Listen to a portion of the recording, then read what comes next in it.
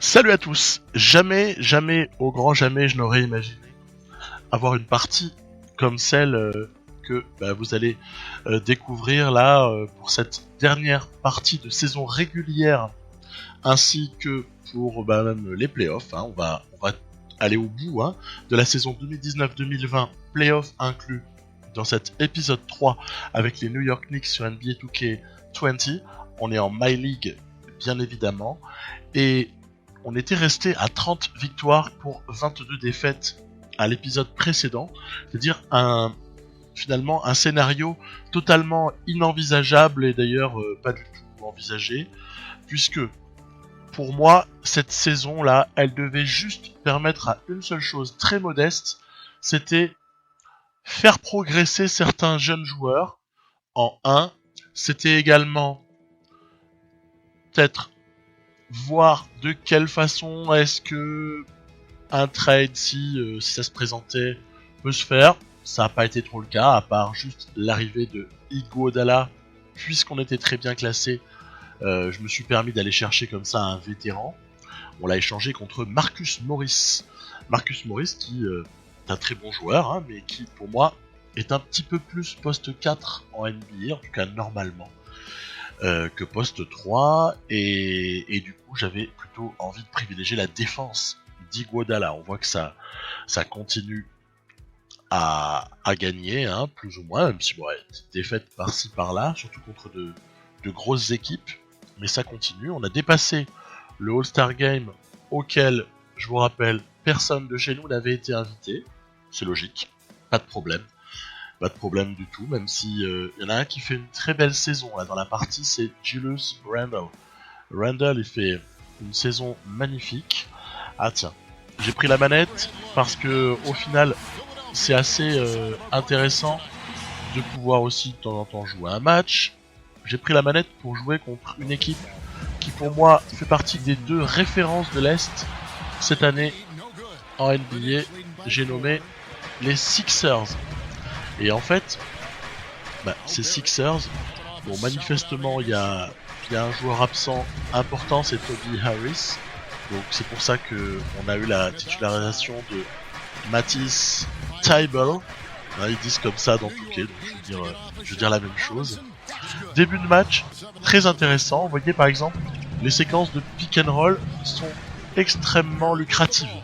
Que ce soit avec Mitchell Robinson juste avant, ou même là avec Taj Gibson à la finition. Ouais, c'est sûr que on aurait pu aussi décider d'aller plutôt avec le porteur de balle, mais là c'était des pick and roll pour le poseur. Vous voyez, Dennis Smith bondissant, donc c'est vraiment un scénario de match jusque là qui est juste parfait. Il y a, je trouve, Thybulle qui prend un petit peu trop de shoot à mon goût, surtout que derrière du coup sur le repli il est pas là et on se fait plaisir sur du alley-oop. C'est pareil, défense sur l'homme. Et là, forcément, la contre-attaque va faire encore des dégâts, vous voyez. C'est assez étonnant.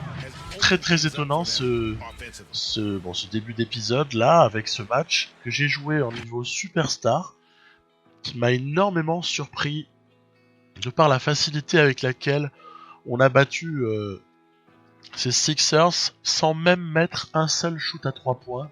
On les a pris. Très étonnant. Donc NBA 2K aime les New York Knicks, puisqu'elle est généreuse avec eux. Non, blague à part, je pense qu'il faut mettre ça sur le compte d'une équipe qui est assez jeune, au final. Comptez les vétérans. Comptez-les, les vétérans. Franchement, il y a quoi comme vétérans? Il y a Iguodala, maintenant. Il y a Taj Gibson. Il y a Wayne Ellington. Il n'y en a pas 15, des vétérans dans cette équipe. Il y a peut-être, si on veut, Reggie Bullock, mais moi je le fais pas trop jouer. Non, c'est plutôt une équipe là que j'aligne, moi, qui est composée de joueurs assez jeunes, donc athlétiques, à l'image de Dennis Smith, très athlétiques, et fatalement, même si défensivement il y en a pas mal qui sont un peu fantomatiques, on va dire individuellement, il y a des petites choses qui se passent quand même collectivement. C'est assez effarant, mais c'est comme ça. Moi, j'ai évidemment, dès que je suis arrivé, j'ai pris le contrôle. Presque la première chose que j'ai faite, c'est de faire travailler la défense collective. Hein, vous savez, dans les réglages d'entraînement, entraînement collectif, ça a été ma première petite obsession, c'est travailler la défense, parce que je pense que de toute façon, le projet dans cette partie que j'ai pour les Knicks, c'est pas d'aller chercher une superstar et tout à coup on se met à dominer la ligue. Ça m'intéresse pas, je l'ai déjà fait 15 000 fois depuis que je joue à Touquet, j'en suis plus vraiment là, en tout cas surtout pas avec ces Knicks. Pourquoi ? Parce qu'on a vu à l'été 2019 que quand certaines superstars doivent choisir une franchise pour s'y établir, ils ne vont pas du côté des New York Knicks. Je pense à Kawhi Leonard bien sûr, je pense à Kevin Durant, à Kyrie Irving encore plus, puisqu'ils ont fait l'affront d'aller chez les Brooklyn Nets et non pas chez les Knicks qui avaient la place pour les accueillir. En tout cas, ça pouvait se faire, et ainsi de suite, ainsi de suite. Donc les très très gros joueurs de la NBA ne signent pas en tant que free agent chez les New York Knicks. C'est une donnée de la partie, et c'est pour ça aussi que je suis plus sur du développement, et je suis presque embêté d'être comme ça début mars à 38 et 24. Je suis embêté parce que je n'attendais strictement rien de cette saison. Je ne voulais pas bien figurer. À la limite, vous savez quoi, ça m'embête beaucoup de me retrouver avec un bon classement, parce que d'aucune manière on a les moyens d'aller loin en playoff. On n'a vraiment pas cette possibilité-là.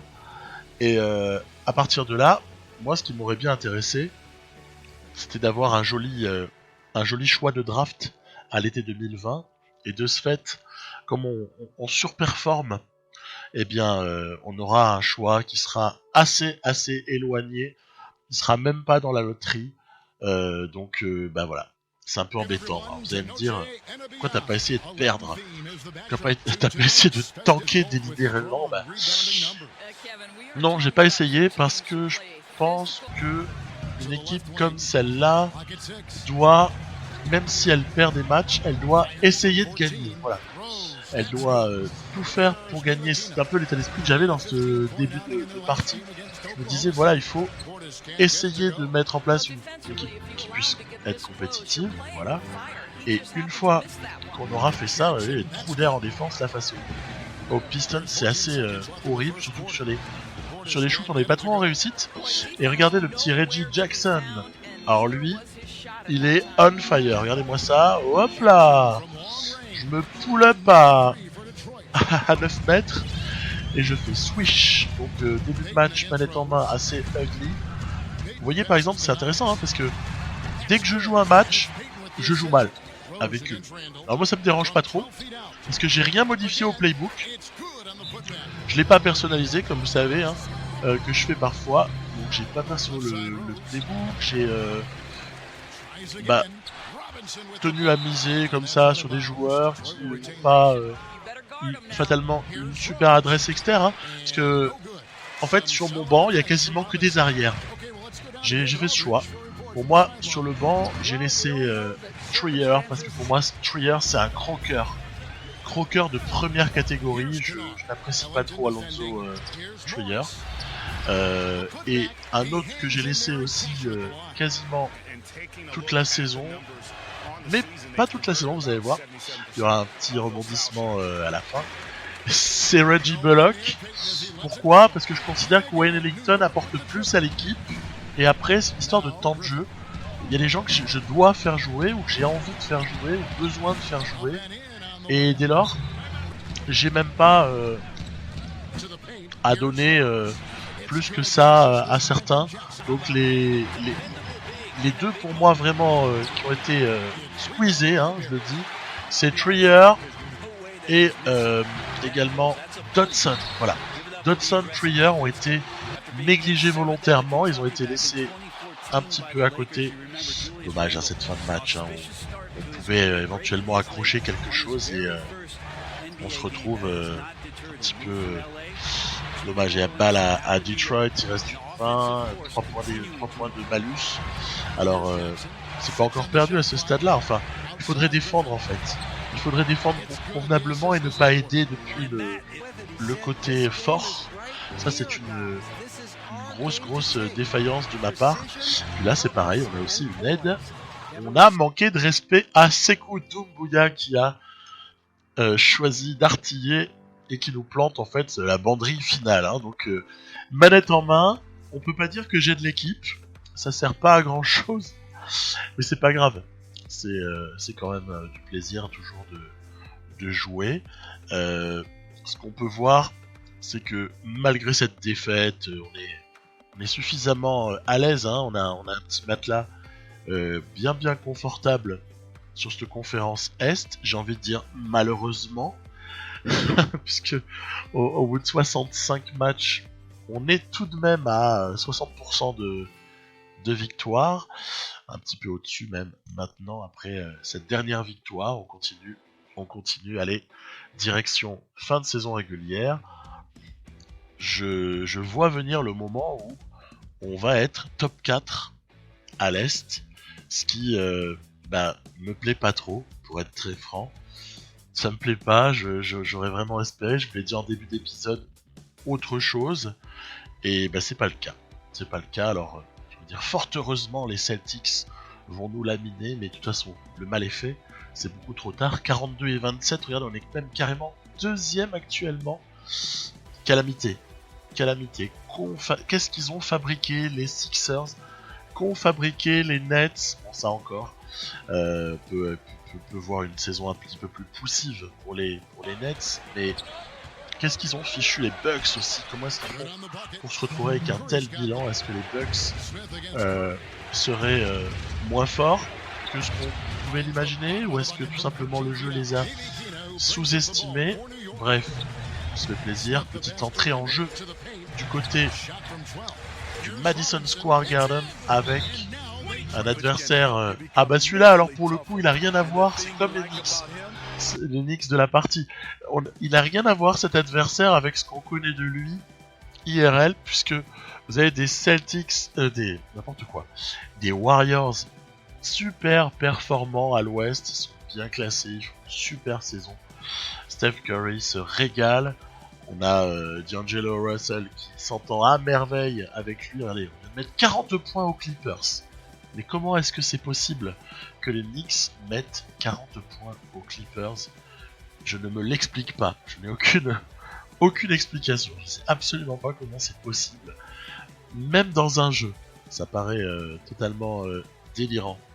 Ouais, donc la réflexion là, moi je pense même pas aux playoffs. Hein. Je suis même pas focalisé sur les playoffs.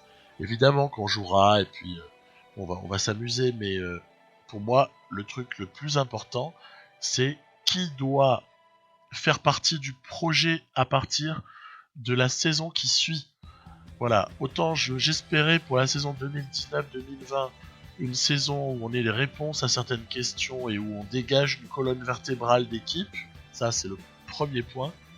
Le deuxième point, c'était que j'avais prévu à l'été 2020 de ne pas faire de bêtises ni de foleries, et je voulais juste renforcer un petit peu l'équipe, voire même faire un peu le ménage, si vous voyez à qui je peux penser.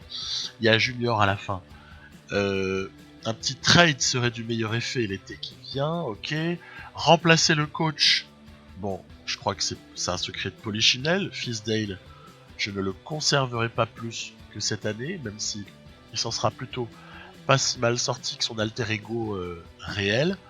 Je pense que la deuxième phase donc du plan, c'est cet été, l'été qui vient, donc à l'épisode 4. C'est la deuxième partie, savoir qui est-ce qu'on garde, qui est-ce qu'on laisse, et à partir de là, année 2020-2021 qui doit être celle du step-up pour certains joueurs. Moi je pense que déjà, je l'ai déjà dit, mais j'y tiens, R.J. Barrett, on ira au bout du projet. Il est hors de question de ne pas faire de R.J. Barrett. Regardez, c'est horrible, avant le dernier match on est premier. Encore peut-être l'espoir de perdre pour être deuxième, mais bon, c'est un truc de fou. J'avais joué le match là pour m'amuser du coup plutôt avec les Timberwolves, ce dernier match contre les Knicks, puisque on était qualifiés. Et puis je voulais voir aussi ce que ça a donné de jouer contre cette équipe. Parfois, dans tout cas, jouer contre votre équipe vous permet de mieux comprendre ses faiblesses. C'est pour ça aussi que j'ai fait ça. Bon bah les faiblesses je les vois pas mal. Il y a la défense en transition qui est pas terrible. Il y a aussi une certaine, on va dire, inoffensivité offensive, c'est mal dit. Ça pour dire qu'en attaque on est quand même un peu des flancs, à des moments on pêche. Et donc moi, dans ma deuxième phase du projet, je veux à tout prix compter sur R.J. Barrett en franchise player en 1. Je veux Mitchell Robinson qui est plus que solidifié au poste 5 titulaire, cela va sans dire, avec s'il faut un mentor. Hein. J'envisage de recruter un mentor de vraie qualité. J'aimerais bien, dans mes rêves les plus fous, et si son overall baisse un peu et que j'ai la possibilité de le faire, j'adorerais quelqu'un du type Marc Gasol en mentor de Mitchell Robinson, ce serait juste énorme. Je pense que c'est un peu cher. Il va peut-être falloir trouver autre chose. Ah tiens, les stats de saison, puis après je continue à développer le projet pour la suite. Regardez le joli PER de Julius Randle. Honnêtement, à ce PER là, il faut prendre le joueur en considération dans la partie. Hein. C'est-à-dire que, après vous voyez il y a quand même aussi des insuffisances, des insuffisances à droite à gauche.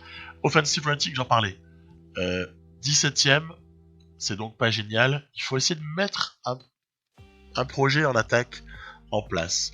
Par contre, vous avez vu au niveau du rebond offensif, il faut aussi réfléchir à qui on va perdre et qui on va recruter. Hein.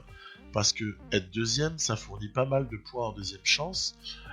La vitesse de jeu, bah écoutez, on s'en fiche, on est dernier. Bon, pourquoi pas. Par contre, là aussi, hein, et ça rejoint le secteur offensif, attention, secteur pourcentage à 3 points. 28ème au niveau de l'adresse à 3 points. Ça, c'est intéressant. Il va falloir y penser. 4ème, meilleur defensive rating. Donc ça, pour moi, c'est les qualités athlétiques, naturelles des joueurs. On voit donc des équipes, là encore, plutôt athlétiques aux premières places. Ok. Les récompenses indiv, ben on a personne. On a personne. Donc bah oui, c'est comme ça. Qu'est-ce qu'on aurait éventuellement? Oui, peut-être au niveau des NBA Team, on a R.J. Barrett qui est en First All Rookie Team. Voilà, c'est tout. C'est tout. On n'a rien d'autre que R.J. Barrett en première équipe rookie. Bon, c'est pas grave, c'est pas humiliant. Puis il y a un premier tour contre les Pistons. Alors vous savez, c'est même Pistons qui nous avait mis une raclée juste avant, là, qui nous avait totalement ruiné, hein, avec un Griffin, un D-Rose, un Drummond en mode fer de lance. Bah là, modifie un poil la rotation, je fais démarrer Knox et Smith, je fais terminer Iguodala et Frank Ntilikina. Alors justement, Frank Ntilikina, je vous ai déjà parlé de R.J. Barrett et de Mitchell Robinson. Frank Ntilikina, j'ai envie de le faire partie du projet aussi. Allez, je sais qu'on a beaucoup discuté d'une possibilité de mouvement pour Ntilikina qui serait tradé pour hashtag Free Frankie, hein, comme dirait l'autre. Libérer Frankie, mais le problème c'est que nous là dans la partie, j'ai rien à lui reprocher, il a déjà pris plus de 2 en fait. En une année, il est passé de 72 d'overall à 74. De toute façon, il a du temps de jeu, puisque moi, Ntilikina, je le fais jouer, hein, surtout si dans le secteur du meneur, il y a en concurrence Smith et Payton. Ben, je vois pas pourquoi je ferais pas jouer Ntilikina, honnêtement. Donc, j'ai pas de problème avec Ntilikina, quelque part. Pour moi, Ntilikina, Robinson, Barrett, bien sûr. Et un quatrième aussi, là, en lequel j'ai envie de croire, c'est Kevin Knox, parce qu'au final, j'étais passé par une phase où le joueur m'avait un peu saoulé l'année dernière. Voilà. Le close to préfet. Le joueur m'avait un peu saoulé l'an passé, Kevin Knox. Et au final, bah allez, je trouve que là, dans la partie, il a bien progressé. En une année, il s'est fait des super progrès. Je crois qu'il est passé un truc du style 75 à 78 en une année. Faut dire, il s'est pas blessé, je l'ai entraîné un peu en two-way player au poste d'ailier. Il a une jolie adresse à 3 points, je sais pas si vous avez vu sur les stats tout à l'heure, les stats de saison. Il a peut-être le PER est pas génial, mais c'est peut-être inhérent à sa position et peut-être aussi à ses stats. Allez, il est encore en développement, on va pas le juger trop rapidement. En tout cas, voilà, j'ai envie d'y croire. Ça nous ferait un 5 en fait, dans lequel on aurait Mitchell Robinson, puis poste 4, faut en discuter, et puis on aurait Ntilikina en 1, on aurait moi je fais jouer Barrett en 2 personnellement. Pourtant RJ Barrett pourrait aussi jouer poste 3 il a le physique pour le poste 3 en NBA, mais moi je le fais jouer en poste 2 la majeure partie du temps. Un petit Kevin Knox en 3. On pourrait imaginer aussi un Iguodala qu'on conserve pour sortir du banc, qui mentore un peu tout ça. Parce qu'on a plus grand besoin de ce genre de joueur là, donc j'aimerais beaucoup conserver André Iguodala. Et puis il y a une énigme autour de Julius Randle. Julius Randle, faut être franc, il est super fort là, dans tout cas il fait un job juste appréciable. Et donc vous avez vu comment on désosse les Detroit Pistons dès qu'on commence à jouer un peu sérieusement. C'est un peu cher, mais Randle, je conserverai. Non, je dis pas que c'est un peu cher, Randle. Je parle juste de Gibson en fait. Et mon esprit est allé un peu plus loin que mes paroles. Gibson, son année en option, elle est un poil cher, je trouve. Mais pour autant, j'aimerais bien aussi le garder en mentoring. Et donc, par contre, ça nous resterait une liste de gens qui seraient susceptibles de partir, qui serait la suivante. Ce serait du Elfrid Payton. Il est en fin de contrat, donc ce sera pas bien difficile. On a Bobby Portis, soit on active l'option et on monte un trade, voire même on l'associe à Dennis Smith au hasard, et on essaie de récupérer un joueur en échange. Idéalement un meneur qui tient bien le ballon pour que Frankie soit mentoré. Donc ça ferait du Portis plus Smith à 15 plus 6 et quelques millions. Donc on pourrait obtenir en échange quelqu'un qui serait dans la vingtaine de millions de salaire et qui pourrait apporter, moi je voudrais quelqu'un d'expérimenté en l'occurrence, quelqu'un de plutôt qui puisse apporter quelque chose à Ntilikina. Et donc à ce moment-là, ça voudrait dire qu'on a déjà 3 vétérans plus un 5 majeur si on garde Randle. Et après, il faut encore essayer de faire sortir du banc un très bon shooter. Auquel cas, j'avais pensé soit garder Ellington, soit recruter quelqu'un d'autre. On a des options en fait sur pas mal de joueurs. C'est ça qui est pas mal. On a plusieurs contrats qui sont en option. En fait, on peut se moquer légèrement du management des Knicks. J'entends un petit peu partout des gens qui se moquent. Vous avez vu, on a sweepé les Pistons. En même temps, Pistons c'est pas non plus l'adversaire majeur de l'Est. On se retrouve face à Milwaukee, ça risque d'être une autre mayonnaise. J'ai eu RJ Barrett blessé, ça vous aura pas échappé. Du coup, je tente un pari un peu soit complètement génial, soit complètement débile. On verra juste après. C'était de mettre Reggie Bullock carrément dans le 5. Voilà, c'est un risque, je le prends. De toute façon, qu'est-ce qu'on a à perdre? Honnêtement, on n'a pas grand-chose à perdre. Le seul souci avec Milwaukee, c'est que nous n'avons pas dans notre équipe de Giannis Antetokounmpo stopper. On n'a pas de quoi stopper Giannis. Et alors vous allez me dire, pas grave, laisse Giannis faire son show. Et puis si tu verrouilles tous les autres, tu peux quand même gagner. C'est souvent la stratégie contre les Bucks dans la NBA 2K. C'est on laisse Giannis. Waouh, pas mal, pas mal du tout. Le problème c'est que si je laisse Giannis, ok, mais s'il y a George Hill qui joue comme je sais pas moi, comme un mélange entre Russell Westbrook et Steph Curry, à ce moment-là ça va pas aller du tout. Qu'est-ce qui est en cause encore une fois?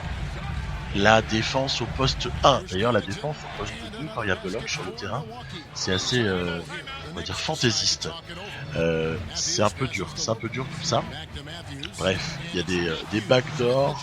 Elfrid Payton, malgré ses stats de bon défenseur, en fait, sert pas à grand chose en défense, je trouve en tout cas.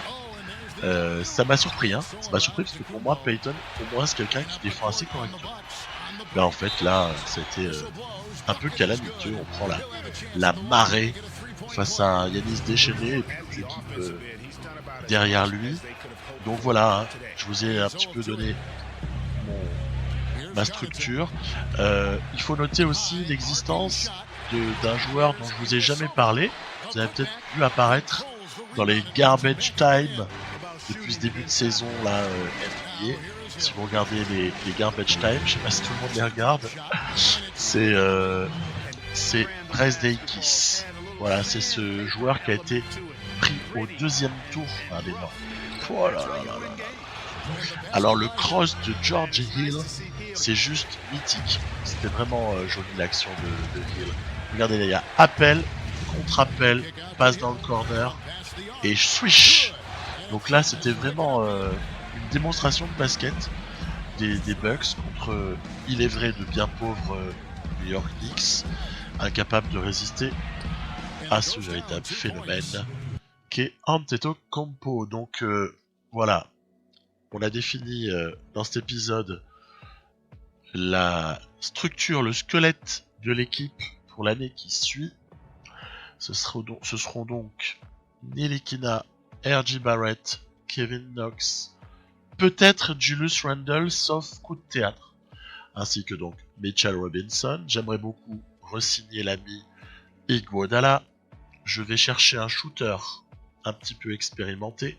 J'aimerais choper un meneur qui sache peut-être mieux entourer et faire progresser Ntilikina.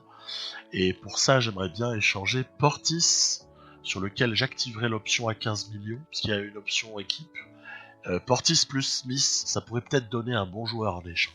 Voilà. Donc ça va être le projet. Et puis peut-être conserver Taj Gibson, sauf si je trouve un vétéran qui fait le même boulot.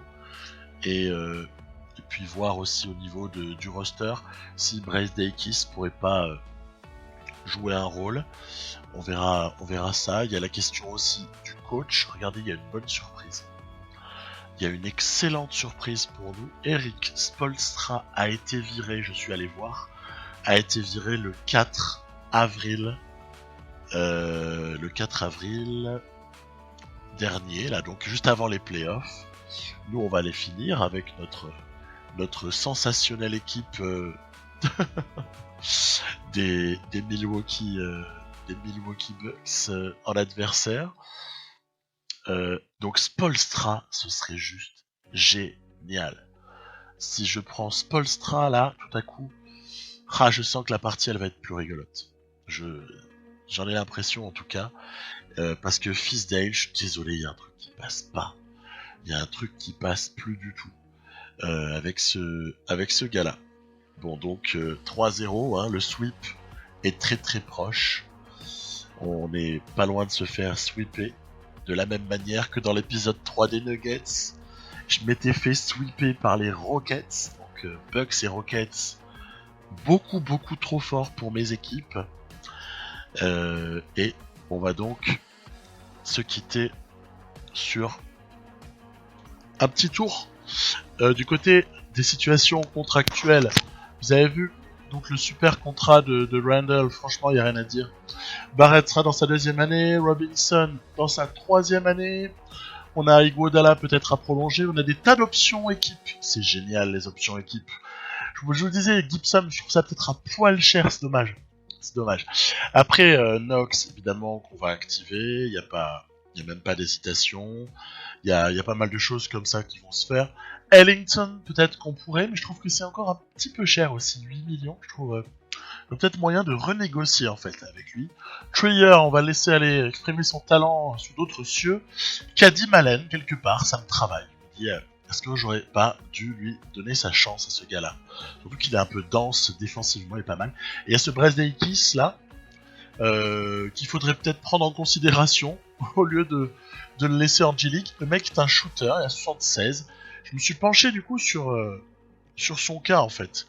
On paye encore les waves de Noah. Hein. Je me suis penché sur Brace Day Kiss. C'est vrai qu'il va falloir peut-être y penser.